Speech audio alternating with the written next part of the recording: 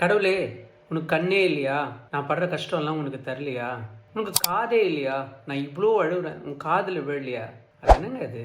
கடவுளை பார்த்து கண் இருக்குதா, மூக்கு இருக்குதான்னு நம்ம ஒருத்தரை கூப்பிடணும்னு வச்சுங்களேன். அவர் வந்து கொஞ்சம் தூரத்தில் இருந்தாருன்னா நம்ம எப்படி கூப்பிடுவோம்? ஹலோ பிரதர், பிரதர் அப்படின்னு கூப்பிடுவோம். இதுவே அவர் நம்ம பக்கத்தில் இருந்தா எப்படி கூப்பிடுவோம்? பிரதர் அப்படி தானே கூப்பிடுவோம். கடவுள் வந்து எங்கேயோ வானத்திலேயோ இல்லை மலை மேலேயோ இல்லை கடலுக்கு நடுவுலையோ இல்லைங்க. அவர் நமக்கு பக்கத்திலேயே இருக்கிறார். ஏன் சொல்ல போனா நமக்குள்ளேயே இருக்கிறாரு. இதுதான் வந்து சங்கீதக்காரர் சங்கீதத்துல சொல்றாரு, தம்மை நோக்கி கூப்பிடுகிற யாவருக்கும் அவர் சமீபமா இருக்கிறார் அப்படின்ட்டு. He is close to those who seek him.